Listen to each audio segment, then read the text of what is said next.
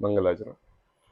नमो अरिहंताणं नमो सिद्धाणं नमो आयरियाणं नमो वज्रायाणं नमो लोये सव्यसायणं। मंगलम भगवान वीरो मंगलम गौतमो गणे मंगलम कुंद कुंदाद्यो जैन धर्मोस्तु मंगलम। सर्व मंगल मांगल्यम सर्व कल्याण कारकम प्रधानम सर्वधर्माणां जैनम जयतु शासनम। मंगलमय मंगल कर वीतराग विज्ञान नमो ताहि जाते भई अरिहंतादि महान करि मंगल कर हो महान। ग्रंथ करन को कार जाते मिले समाज सब पावे निज पद राम। मिथ्या भाव अभाव ते जो प्रगटे निज भाव तज तिने को साचे भजो यह हित हित उपाय। आचार्य कल पंडित टोडरमल जी की अनुपम रचना मोक्ष मार्ग प्रकाशक ग्रंथ, जिस पर अपनी चर्चा चल रही है। छठवां अधिकार मोक्ष मार्ग प्रकाशक ग्रंथ आचार्य कल पंडित टोडरमल जी के द्वारा रचित उनकी मूलभूत कृति। इस कृति से जिससे कि हमारे सर्व प्रकार के गृहीत मिथ्यात्व के भावों को हटाने की बात कर रहे हैं।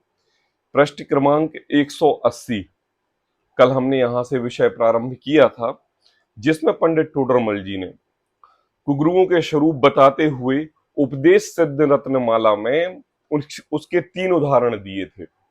मतलब यहाँ पर पंडित टोडरमल जी किसी व्यक्ति विशेष को टारगेट ना करके ये बात कह रहे हैं, जबकि जैसा हमारा जिन धर्म का विशेष है और उन जिस धर्म में इस जिन धर्म में कैसी कुरूपताएं प्रवेश कर गई हैं, उस कुरूपताओं को निकालने के लिए टोडरमल जी ने ये उदाहरण दिए।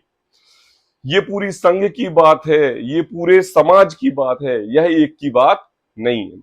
और क्या होता है जब समाज में कुरीतियां फैलती हैं और कुगुरुओं के द्वारा उस पर हवा दी जाती है, तो हमारी जो युवा पीढ़ी है, जो कि अंतरंग में वीतरागता के भाव लाके मुनि धर्म अंगीकार करने की प्रेरणा कर रही है, वो भी उन कुरीतियों को धर्मवश अपना लेते हैं। कैसे अपना लेते हैं धर्मवश? कि मुनि धर्म अंगीकार करके यही कार्य करना योग्य है, ऐसा ही करना चाहिए क्योंकि हमारे गुरु करते थे। तो वास्तव में यह जो बात यहाँ पर टोडरमल जी उदाहरणों के माध्यम से कह रहे हैं, यह बात हमारे लिए है, हमारे स्वयं के लिए है कि जब हम मुनि धर्म अंगीकार करेंगे तो इन बातों का विशेष ध्यान रखेंगे। ऐसी कल उन्होंने ये कहा था कि जो काल दोष से गुरु भाट हुए हैं, मतलब कैसे हो गए हैं? चापलूस हो गए हैं, चतुर हो गए हैं। करना तो चाहिए निःशुद्धात्म तत्व की पूजन, करना तो चाहिए निःशुद्धात्म तत्व की अर्चना, करना तो चाहिए तारीफ अपने निज स्वभाव की, अपने अंतरंग में महिमा तो आनी चाहिए अपने अलौकिक आनंद की। ऐसे आनंद को ना करके काल दोष के कारण गुरु उनकी पूजा प्रशंसा करते हैं जो धनाधिक देते हैं, कार्य करवाते हैं, मंदिर बनवाते हैं या आहार विधि विधान की योजनाएं बनाते हैं।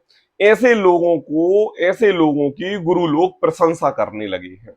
तो वो क्या है? बोले दुष्म काल में दोनों ही दातार और पात्र संसार में डूबते हैं। वो तो खुद तो डूबेंगे ही और साथ में जो दान दे रहे हैं उनको भी डूबेंगे।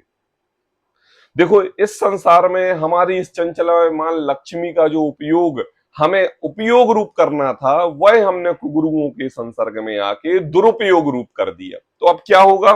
बोले वो तो इस संसार चक्र में फंसने ही वाले हैं, है ना, जन्म मरण के एक श्वास में 8-10 बार जन्म्यो मर्यो दुख बार, कुंदकुंदाचार्य ने कहा ना पहले कि ऐसे जीव निगोद जाते हैं, तो निगोद जाते हैं वहां जन्म मरण का काम होता है।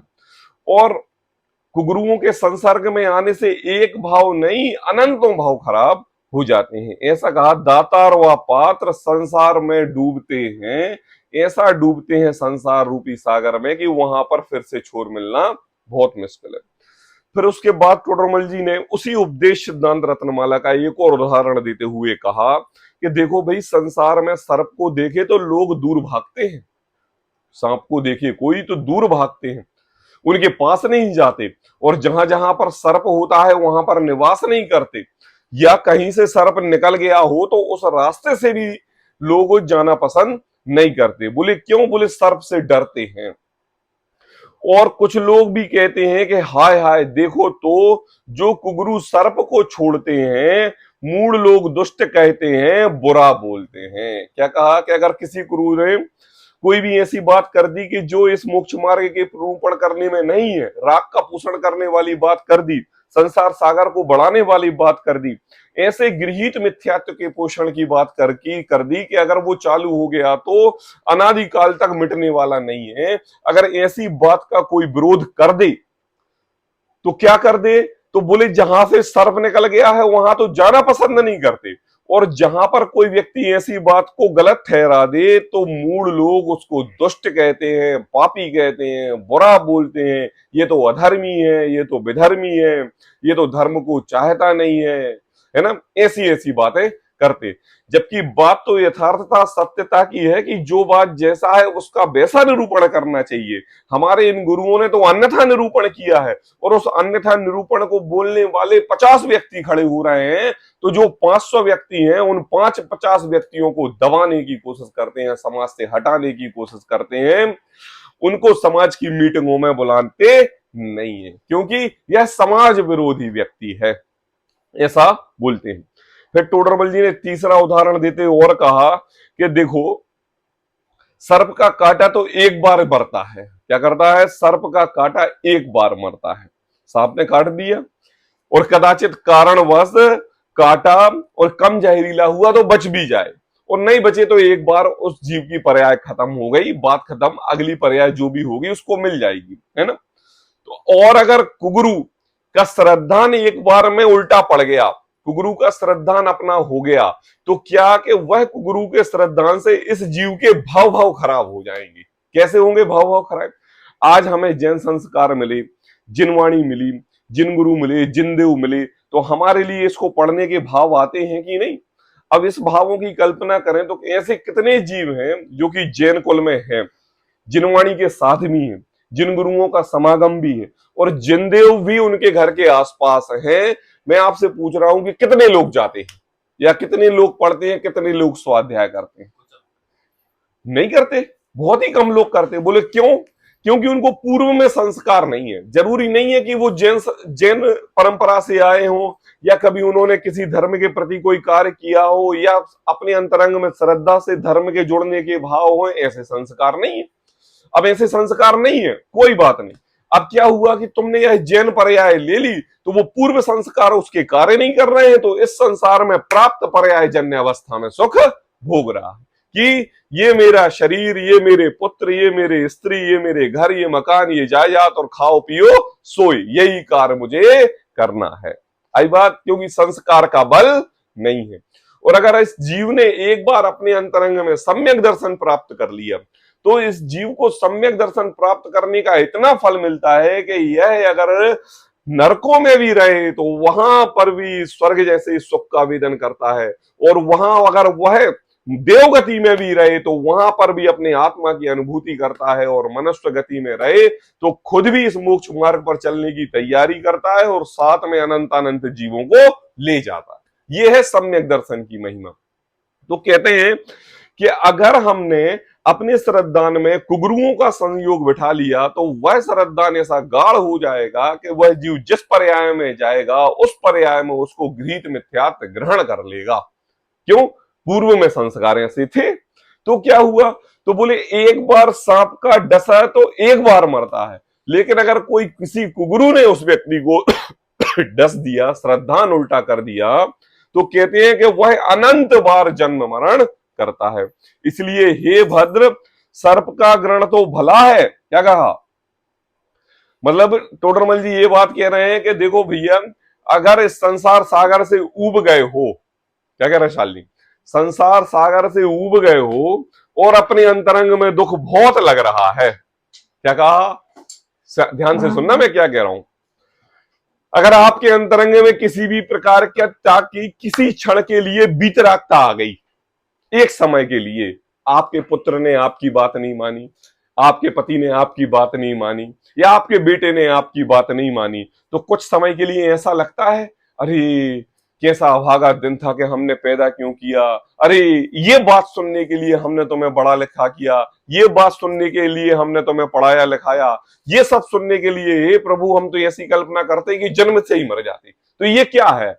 ये द्वेष रूप परिणाम और साथ में राग की थोड़ी सी हवा हो रही ना, लग रही ना, ये क्या है?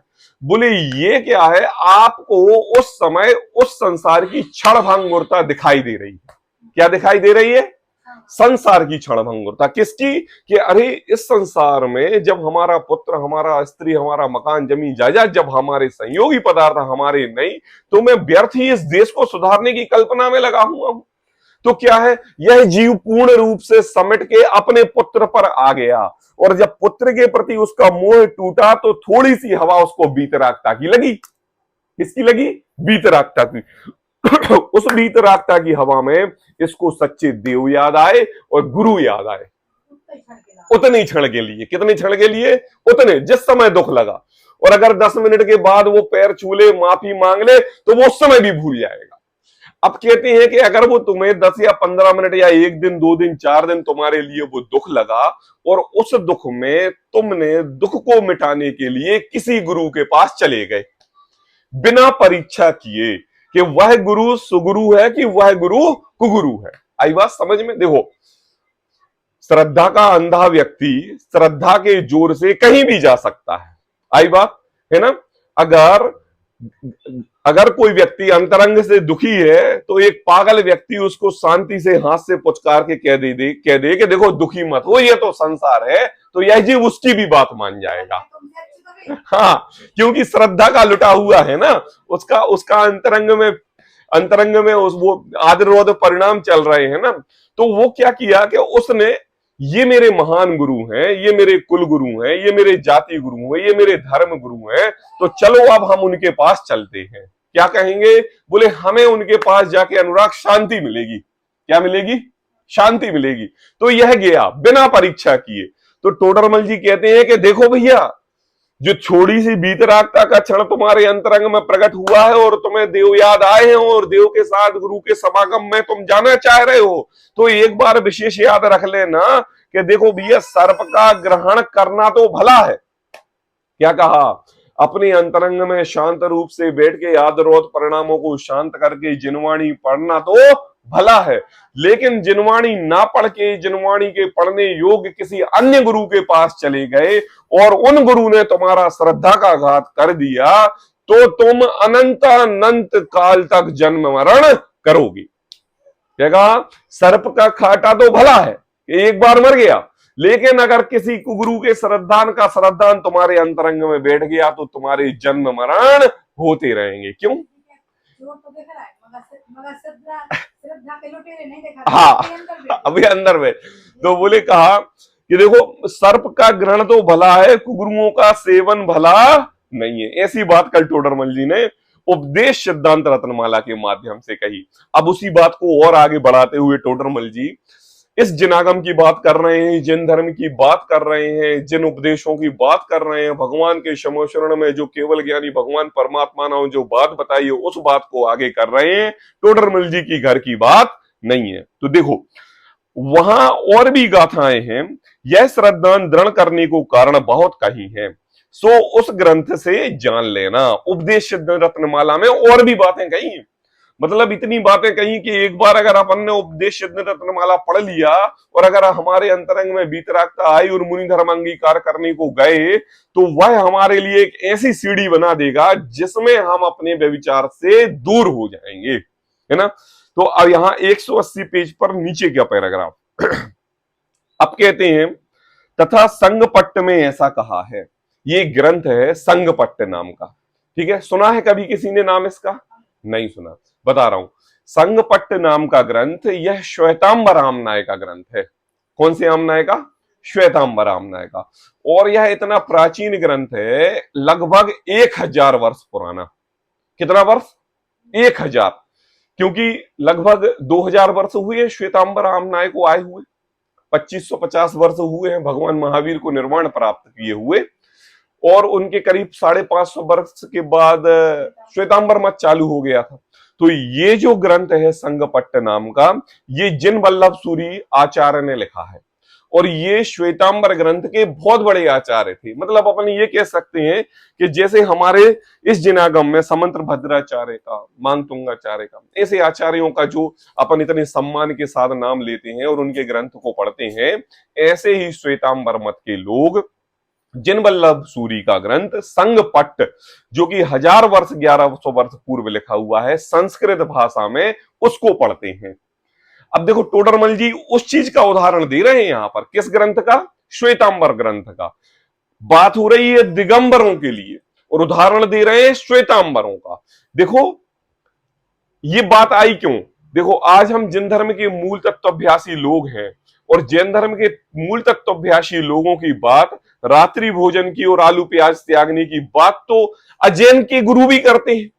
आज कितने यूट्यूब पे शॉर्ट्स वगैरह आते हैं कि भैया प्याज ये है, आलू ये है, जैन लोग ऐसे हैं और छना हुआ जल ग्रहण करना चाहिए, बोलते हैं कि नहीं? आप लोग देखते हैं कि नहीं शॉर्ट्स के माध्यम से, है ना? अगर जैसे कोई अन्य समाज का कोई व्यक्ति गुरु है और वो गुरु ये बात कहे कि देखो भैया जैन धर्म में ऐसा है और उस जैन धर्म में ऐसी बात कही है कि नहीं, तो ये एक सबूत है ना, किसको बताने के लिए? जैन धर्म के लोगों को बताने के लिए, जो जैन धर्म के अनुयायी है, कि देखो भैया हमारा जैन धर्म तो अन्य गुरु के लोग भी महान रूप से मानते हैं और आप उस जैन धर्म के श्रद्धालु हो, उस जैन धर्म में उत्पन्न हुए वीतरागता की वाणी सुनते हो, तो जब वो अपने इस धर्म को महान कह रहे हैं तो भैया तुम अपने अंतरंग में महानता धारण करो। हाँ, टटोलो कितने गहरे पानी में। ये नहीं आप क्रिश्चियन धर्म चले जाओ, मुसलमान धर्म चले जाओ, हिंदू धर्म चले जाओ, कोई भी अपने इस जैन धर्म की बुराई नहीं करता और वो वही कहता है कि यह जैन धर्म तो निर्वाण प्राप्त कराने का है, मोक्ष प्राप्त कराने का है। हमारा धर्म तो केवल एक भाव के बात बताता है और हमारा जैन धर्म तो भाव भाव की बात बताता है। इसलिए टोडरमल जी ने अपने सबूत को देने के लिए, बात को स्पष्ट करने के लिए कि देखो जो व्यक्ति जिनके धर्म में वस्त्र धारण करना मुनिपना है, उन धर्म के लोग भी क्या कहते हैं मुनियों के बारे में, कि देखो पढ़ो संगपट्ट में ऐसा कहा है। छुच्छाम किल कोपी रंग शिशु का वो वाला है, देखो छुच्छामा किल कोपी रंग शिशु कहा प्रवजय चेत्ये क्वचित कृत्वा किंचन पक्षमप्च कली प्राप्त्यास्तदाचार्यकम चैत्रम चैत्य गृहे ग्रहयति निजी गच्छे कुटुम्बीयति स्वयं शक्रियति वालिशीयति बुधान विश्ववराकीयति। संस्कृत में लिखा ये मूल, हाँ ये मूल है, ये मूल ग्रंथ का है। देखो पढ़ते हैं अर्थ। देखो अब देखो इसका अर्थ पढ़ने के पहले थोड़ी सी अब आपने अपने अंतरंग में एक कहानी बनाना, ऐसी कहानी बनाना कि ये जो ग्रंथ का अर्थ है वो किसकी अपेक्षा से कह रहे हैं। अभी यह श्वेतांबर मत का ग्रंथ, संगपट्ट का ग्रंथ, इनके सामने दिगंबर मुनि आचार्यों की बात नहीं कही है। आई बात समय में? अभी यहां पर श्वेतांबर मत के आचार्य हैं, श्वेतांबर मत के गुरु हैं, श्वेतांबर मत के साधु हैं। आई बात? इन फ्रंट ऑफ यू, ठीक है ना? अब इन फ्रंट ऑफ यू कौन है? वो भी आचार्य श्वेतांबर मत का ही साधु है। हर्षित क्या कह रहा हूं मैं? मतलब कोई ये जो बात 4 लाइनें लिख रहा है तो लिखने वाला कौन है? जिन वल्लभ सूरी, जो कि श्वेतांबर मत के आचार्य थे, और श्वेतांबर मत के आचार्य श्वेतांबर मत के ही गुरुओं के लिए, साधुओं के लिए ये बात लिख रहे हैं। ठीक है ना। अब आप ये अपने अंतरंग में निर्णय करना कि जब इस लोक में, इस जिन धर्म के सामने जिस धर्म को हम शिथिल कहते हैं, उनके गुरु भी अपने शिष्यों को ऐसी शिथिलता से रहत उपदेश देते हैं, तो आपका जिन धर्म तो उससे महान है। और उस धर्म में अगर ऐसी शिथिलताएं आ जाएं तो सोचो कि हमारा दिगंबर जैन धर्म तो उनके धर्म से भी नीचा हो गया। हो गया कि नहीं। अब ऐसा अपने अंतरंग में एक धारणा बना के पढ़ना। देखो देखो, क्षुधा से क्रस है ना, भूख से व्यथा। क्रश, क्रश मतलब दुबला पतला। कैसा होता है ना, जैसे भूख जिसको ज्यादा लगी हो तो वो बिल्कुल दुबला पतला हो जाता है। अपन कहते हैं, क्या बोलते हैं, कमजोर हो जाता है ना। तो कहते हैं क्षुधा से क्रस, किसी रंग का बालक कहीं, रंग मतलब गरीब का बालक कहीं, क्या था, घर में भोजन नहीं था, है ना, घर में भोजन नहीं था, घर में भोजन नहीं था, पिताजी कमाने वाले नहीं थे, तो उसको भोजन का पोषण ज्यादा नहीं हुआ, तो वो दुबला पतला हो गया और गरीब घर में पैदा हुआ। अब क्या हुआ, जब गरीब घर में वो पैदा हुआ और दुबला पतला हुआ, तो वह भूख से व्यथित व्यक्ति भोजन के लिए अन्यत्र जाएगा। कहां जाएगा, अन्यत्र। अब मैं अनुराग आपसे पूछ रहा हूं कि वह भोजन से व्यथित व्यक्ति जब अन्यत्र भोजन के लिए जाएगा तो वह संपन्न क्षेत्र देखेगा कि असंपन्न क्षेत्र देखेगा, संपन्न क्षेत्र देखेगा। क्यों देखेगा संपन्न, क्योंकि उस जीव को वहां पर भूख के लिए भोजन पर्याप्त मिलेगा। क्या मिलेगा, पर्याप्त। और अगर वह जीव असंपन्न क्षेत्र पर गया तो भाई वहां पर पहले ही से ही भूखे व्यथित व्यक्ति हैं, उसके लिए भोजन कहां से मिल जाएगा, नहीं मिलेगा। तो अब देखो एक उदाहरण देते हुए सिद्धांत पर जाते हैं कि देखो उनके ग्रंथ में ऐसा उदाहरण दिया है कि देखो जैसे कोई क्षुधा से दुबला पतला व्यक्ति, रंक बालक, गरीब बालक कहीं चैत्यालय आदि में दीक्षा धारण करके, क्या करके, चैत्यालय आदि में दीक्षा धारण करके, मंदिर आदि में साधु अवस्था धारण करके, मुनि अवस्था वेश धारण करके, है ना, सर्व प्रकार से होता है कि नहीं, कि जैसे गरीब का घर है, यार गरीब का घर है और गरीब का बालक है, और अपन जाओ कि भाई ये समाज के लोग बहुत धन धान संपन्न है, तो एक काम करो, इन गुरुओं के पास जाओ, इनके हाथ पैर दबाओ और इन गुरुओं के हाथ पैर दबा के इनको बातों में लेके अपन दीक्षा धारण कर लो, है ना। अब ये बात रखना, श्वेतांबर मत वाले कह रहे हैं, श्वेतांबर से, है ना, अपने से नहीं कह रहे हैं, उन्हीं से कह रहे हैं। तो कहते हैं कि देखो चैत्यालय में आदि में जाके दीक्षा धारण कर ले। क्या कहा, 6 महीने 8 महीने। देखो मैं आपके लिए एक स्पष्ट बात बताऊं, जो जैन का व्यक्ति है और जैन की बात कहे ना, है ना, तो लोग ज्यादा उजागर नहीं होते और आश्चर्यचकित नहीं होते, और वो ऐसे करके सुनते हैं कि अरे ये तो जैन का है, इसको बचपन से संस्कार दिए हैं और ये जैनों की बात कर रहा है, कोई बात नहीं। अनुराग क्या कह रहा हूं मैं, बताएं। हाँ सुनो, इसलिए ध्यान से सुनो क्या कहते हैं। देखो अगर कोई जैनों के ग्रुप में जैन का कोई व्यक्ति जैनों की बात करे या जैन के धर्म के बारे में कुछ बताए, संस्कार के बारे में कुछ बताए, तो जैन व्यक्ति जो लोग हैं वो ज्यादा गंभीर नहीं होते। क्यों नहीं होते, क्योंकि उनको मालूम है और ये भी जानते हैं कि यह जैन व्यक्ति है। अब कोई उसी ग्रुप में कोई अन्य समाज का व्यक्ति आए और उसने किन्हीं गुरुओं के समागम में या कुछ जैन शास्त्रों के समागम में कुछ बात पढ़ी हो, और वो पढ़ी हो के यहां बैठे और यहां बैठ के आपको आपके धर्म के बारे में कुछ विशेष बताए या विशेष ना बताए, जो आप जानते हो वो बातें बताए। अब मैं आपसे पूछ रहा हूं, आपके अंतरंग में उस व्यक्ति के प्रति विशेष श्रद्धा जगेगी कि नहीं? अदर कास्ट का है, उसकी जगती है कि नहीं? और आपकी उस व्यक्ति के प्रति विशेष स्नेह, विशेष प्रेम, विशेष श्रद्धा जगेगी कि नहीं? कि देखो हमारा जैन धर्म कितना महान है कि आज अजैन का व्यक्ति भी जैन की बातें कर रहा है और ये अजैन का व्यक्ति जैन के संस्कार वाली बातें कर रहा है और हम अपने बच्चों को संस्कार नहीं देते, तो महिमा बढ़ेगी कि नहीं? और उसको जैन धर्म के बारे में और पढ़ाओगे, बताओगे कि नहीं है?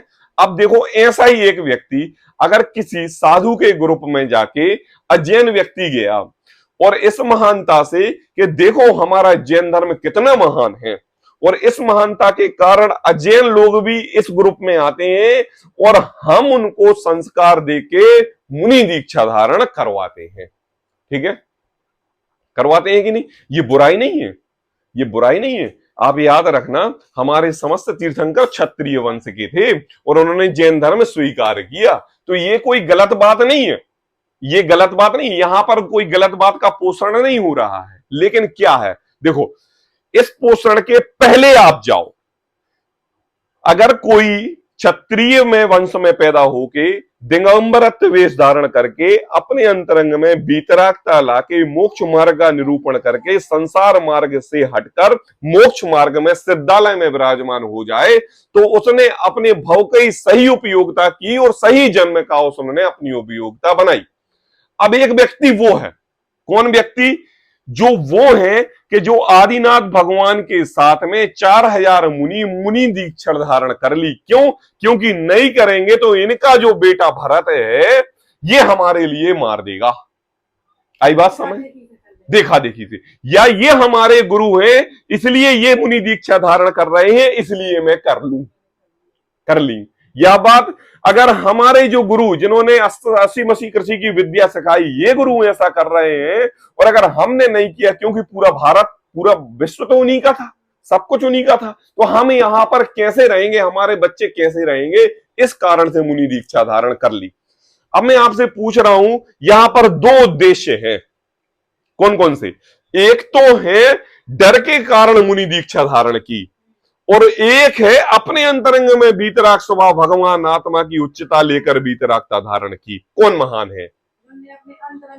जिसने अपने अंतरंग में अपने सच्चे देवशास्त्र गुरु के यथार्थ मार्ग को बतलाकर अपने निज स्वभाव तत्व की आराधना करके अपने आत्म स्वभाव प्राप्त करने के लिए दीक्षा धारण की, वो महान है।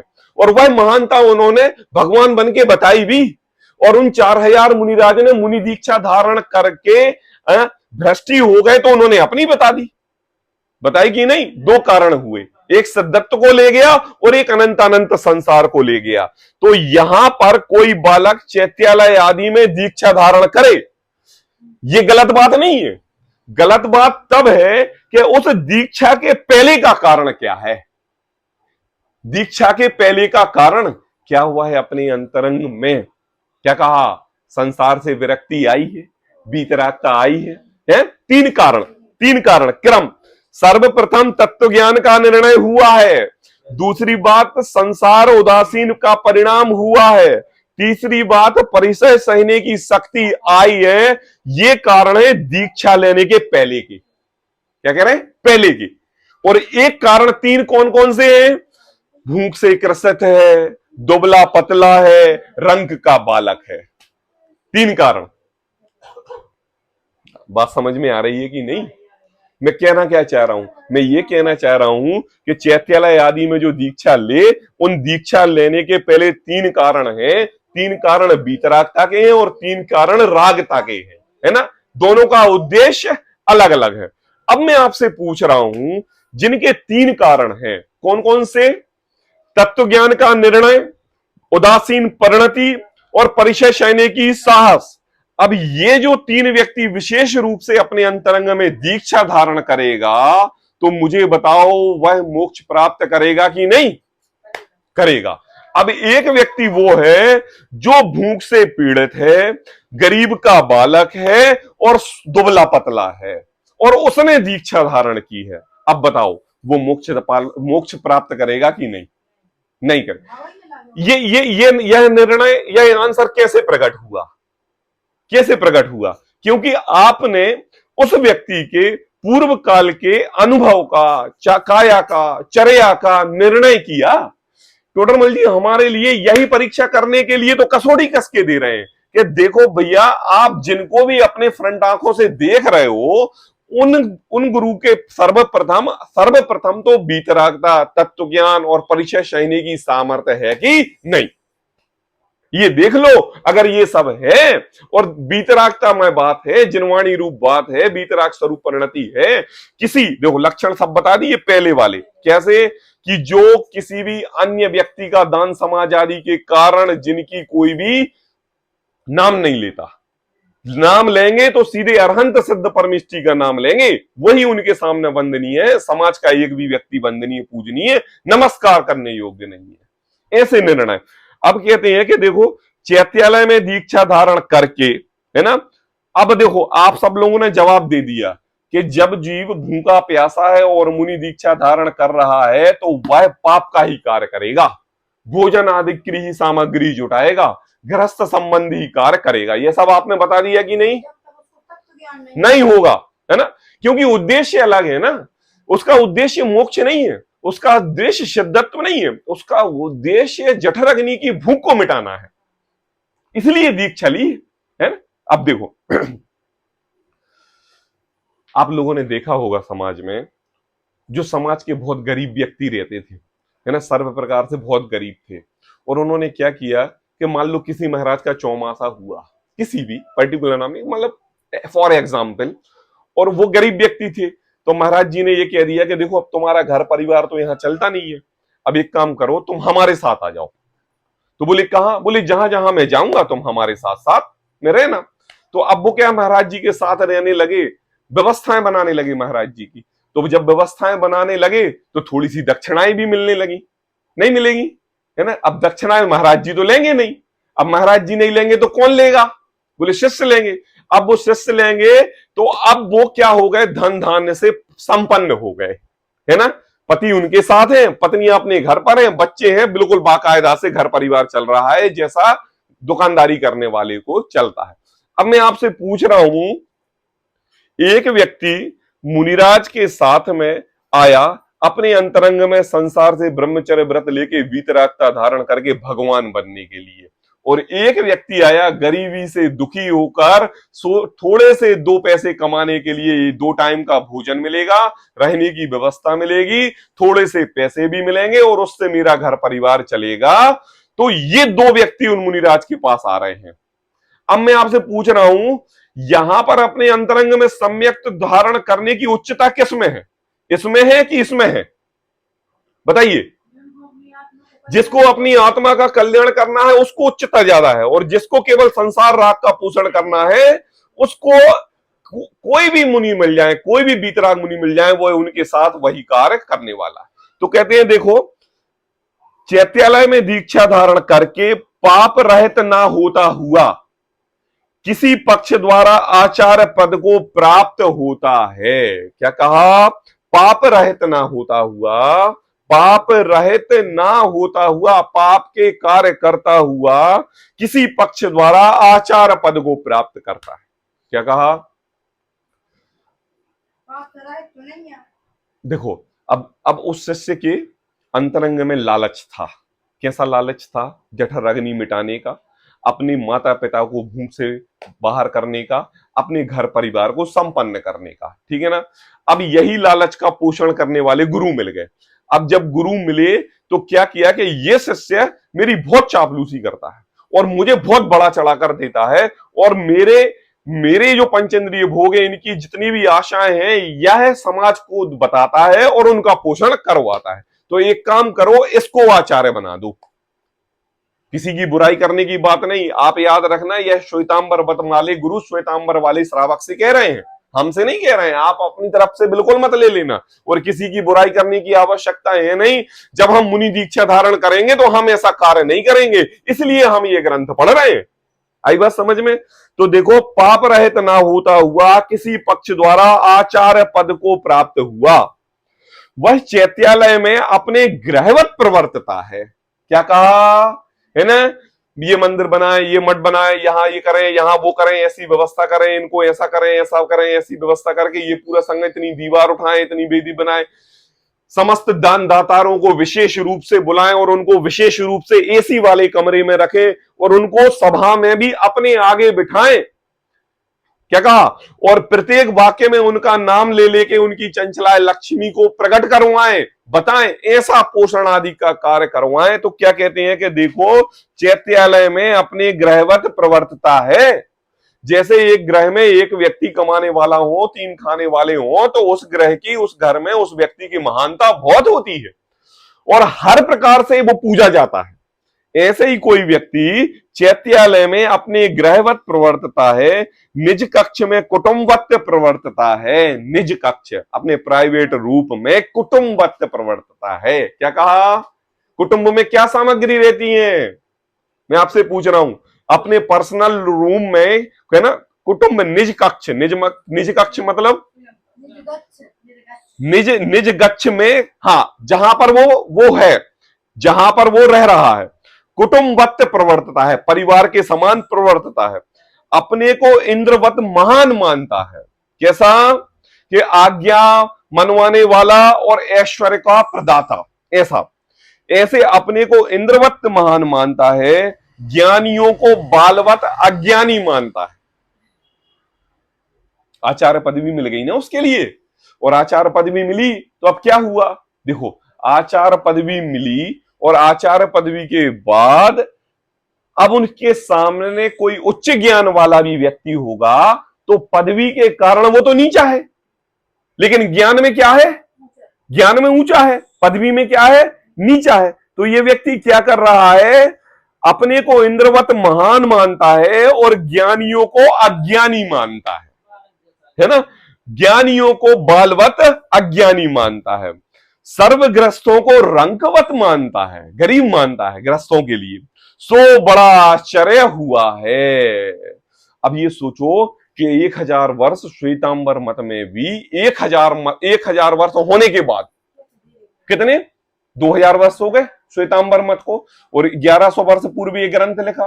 1100 वर्ष पूर्व श्वेतांबर के गुरुओं ने श्वेतांबर व्यक्तियों के लिए ये बात कही, तो सोचो कि उनके धर्म में भी कितनी विरूपता, अस्थिरता, शिथिलता आएगी नहीं, और कितना झेला होगा। कि देखो, चापलूसी बत कोई आचार्य के यहाँ जाके हाथ पैर दबा के भूख की चेष्टा करके, है ना, अच्छा भोजन मिलता है, मांगने जाते हैं, मिलता है तो आचार्य पद दे दिया। अब आचार्य पद दे दिया तो उसके सामने जो 100 साल 50 साल पुराने आचार्य उनके ग्रंथ थे उनको बालवत जानने लगा, अज्ञानी जानने लगा, और एक गृहस्थ की तरह आचरण करने लगा। तो कहते हैं सो बड़ा आश्चर्य हुआ है। कहा तथापि, और लिखा है, देखो 181 पेज पर, यजोर तो नाचा वर्धतो नाचा क्रीतो इत्यादि काव्य है। इसका अर्थ ऐसा है कि जिनसे जन्म नहीं हुआ है। अब देखो, कोई संपर्क नहीं है हमारा। मुझे ये बताओ, आज हमारे संघ में कोई आचार्य हैं, कोई भी गुरु हैं, कोई भी साधु हैं, तो वो हमारे घर के तो नहीं है, हमारे माता पिता तो नहीं है, हमारे भाई बहन तो नहीं है, हमारे लौकिक पढ़ाई के गुरु तो नहीं है, कोई मित्र तो नहीं है, नहीं है ना। अब देखो, जिनसे जन्म नहीं हुआ है, आई बात समझ में? कौन? जिनके संसर्ग में उसको आचार्य पद मिला है। बड़ा नहीं है किसी से, सबसे छोटा है उम्र में। एक सभा में अगर कोई 30-40 वर्ष का गुरु है तो वहां पर 70 वर्ष के भी लोग बैठे हुए है ना। तो कहते बड़ा नहीं है, मोल नहीं लिया है, खरीदा भी नहीं है, देनदार भी नहीं हुआ है कि भैया हमें किसी का कोई कर्जा देना है तो आओ हम तुम्हें अपनी बात सुनाते हैं, बोले ऐसा भी नहीं है। इत्यादि कोई प्रकार का संबंध नहीं है। और गृहस्थों को वृषभवत हाँकते हैं, कहा बैलों की तरह हाँकते हैं।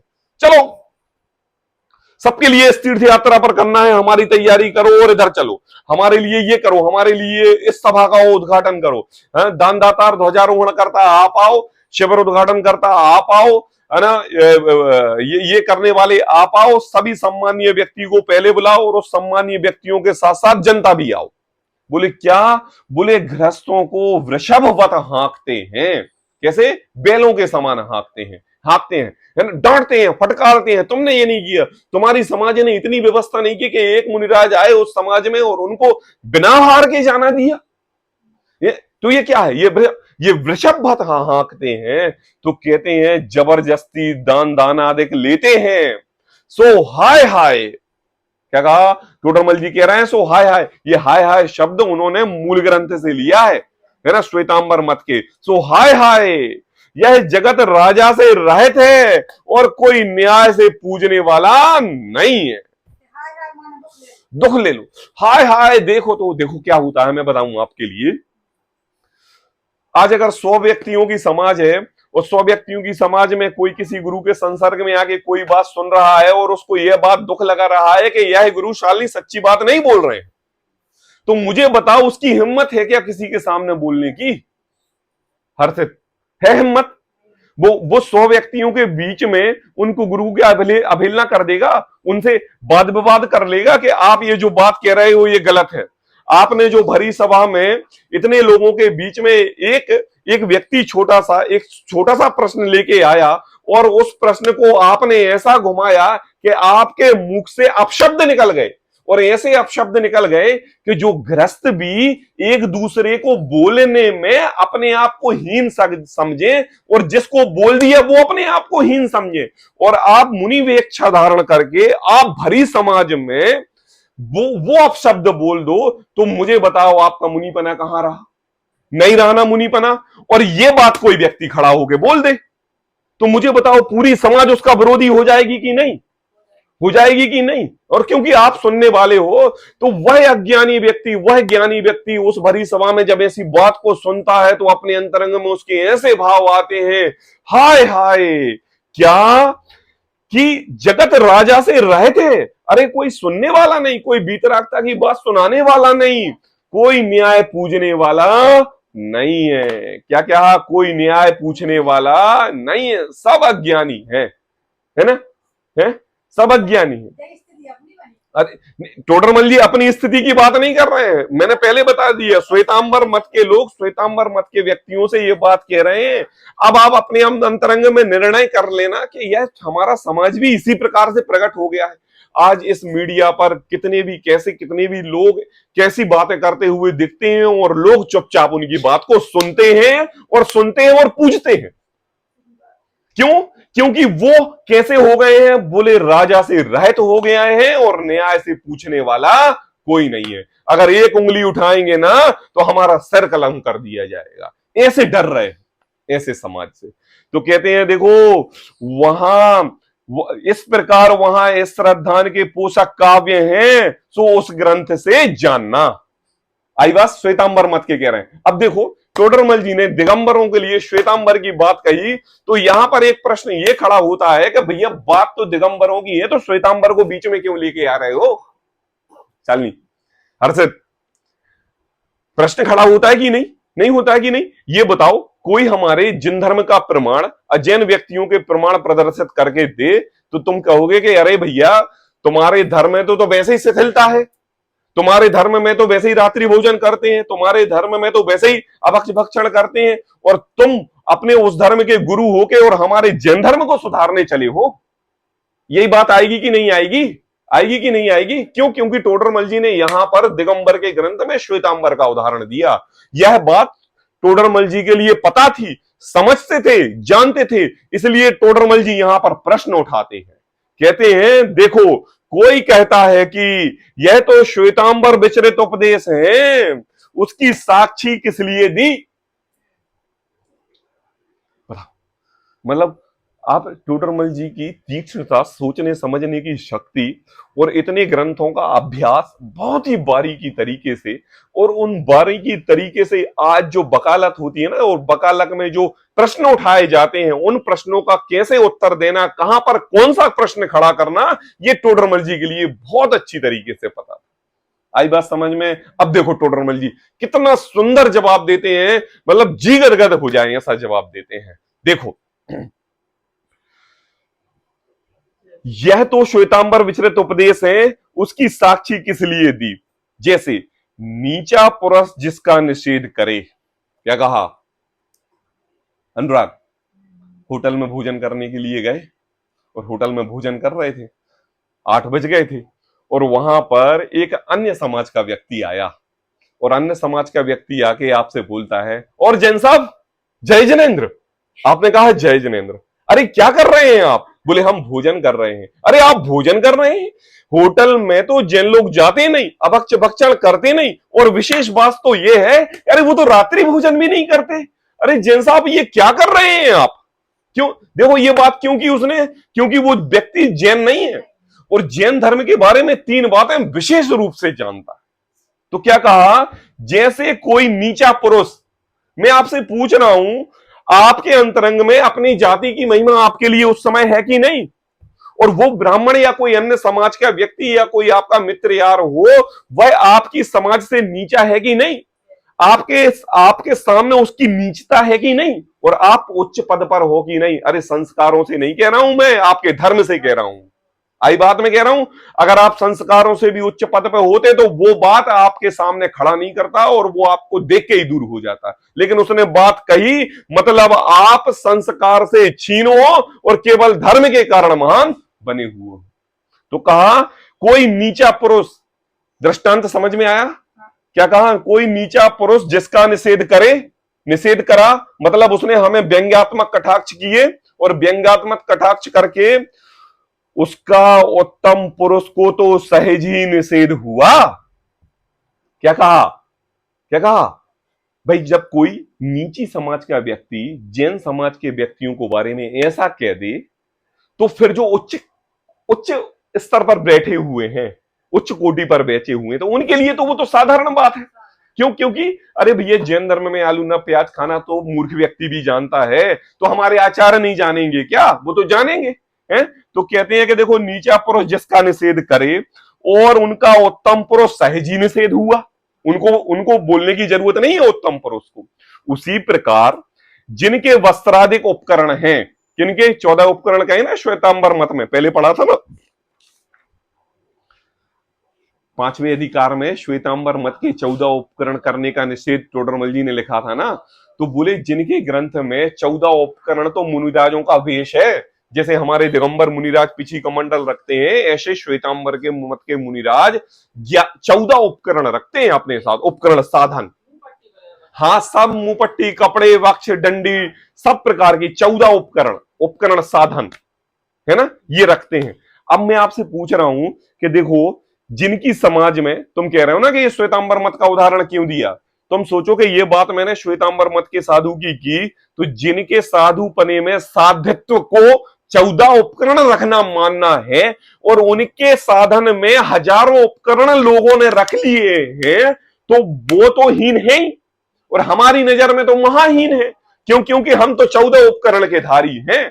अब यहां पर उसी प्रकार जिनके वस्त्रादि उपकरण कहे हैं, जिसका निषेध करें, किसका निषेध करें? ये पूरे समाज का है ना। कैसे कि ग्रहवत प्रवर्तता है, निज गच्छ कुटुंबत्व प्रवर्तता है, अपने को इंद्रवत्त मानता है, ज्ञानियों को बालवत मानता है, ग्रस्तों को रंकवत मानता है, ऐसा जिसका निषेध किया है इन कार्यों का, तब दिगंबर धर्म में तो ऐसी विपरीतता का सहज ही निषेध हुआ।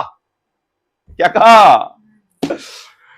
अरे टोडरमल जी ने ये उदाहरण देके कहा श्वेतांबर मत में 14 उपकरण धारी करके गुरु कहलाते हैं और उनमें किसी ने 50 उपकरण कर दिए तो वो कुगुरु हो गए, और हमारे दिगंबर धर्म में तो केवल पिछी कमंडल धर्म धारण करना ही दिगंबरत्व है। और अगर इस धर्म में कोई धर्मशाला समाज को व्यवस्था बनाने में, ये करने में, वो करने में अपना मुनि तत्व साधित्व लगा दे, तो कहते हैं कि देखो दिगंबर धर्म में तो ऐसी विपरीतता का सहज ही निषेध है। सहज, मम्मी क्या कह रहे हैं? सहज ही निषेध है। मतलब ये बातें अगर खड़ी हो ना, तो एक अंधा व्यक्ति जाए ना, तो अंधा व्यक्ति भी कह दे क्या सुन के, अरे ये मुनिराज अच्छी बात नहीं कर रहे हैं, इन मुनिराज को तो अपने निज परमात्मा स्वरूप मैं भगवान कैसे बन सकता हूं, ऐसी बात अंतरंग से आनी चाहिए। अरे ये तो मंदिर बनाने की बात कर रहे हैं, मतलब ये मुनिराज मुनिराज नहीं है। अरे मैं स्वयं भगवान बनूं, ऐसी प्रेरणा जिसके अंदर निरंतर चलती है, मंदिर बनाना, समाज बनाना, धर्मशाला बनाना, ये तो श्रावकों का काम है, मुनिराज का काम नहीं है। मुनिराज बनते हैं भगवान बनने के लिए और समाज होता है मंदिर बनाने के लिए। और अगर कोई बात कहें, ऐसी बात अगर मुनिराजों के लिए कहते हैं, तो कहते दिगंबर धर्म में ऐसी विपरीतता का सहज ही निषेध है। क्या कहा टोडरमल जी? कितनी सरल और शांत भाषा से अपने आप को ऐसा है ना उदाहरण देके एक एक बात को सिद्ध कर रहे हैं। अगर वास्तव में टोडरमल जी अपनी बात करते तो वहां तो झगड़े खड़े हो जाते, लेकिन टोडरमल जी जानते हैं कि देखो भैया इस समाज में रहते हैं, समाज की कोई इज्जत नहीं। यहां पर अगर हमने गुरुओं के उदाहरण दिए, उनकी बात बताई, उन्हीं की बात को कह के हमने आपकी बात रखी, तो हमारी बात स्पष्ट मानी जाएगी। वरना कोई स्पष्ट मानने वाला नहीं है। आगे तो अभी कुंदकुंदाचार्य के और पहाड़ों की ओर है, अभी चिंता नहीं करो, अभी 3 पेज और हैं जहां पर उदाहरण ही उदाहरण उदाहरण ही उदाहरण दिए हुए, उदाहरण के साथ साथ हमारे प्रूफ शास्त्रों के दिए हुए। आज ऐसी हमने बात कही और अपने अंतरंग में ऐसे दोषों को निकालकर अपने अंतरंग में वीतरागता को धारण करके इन दोषों को विशेष रूप से ध्यान करके निकालें और नित्य धारण करें। इस मंगल भावना के साथ विराम लेता हूं। जय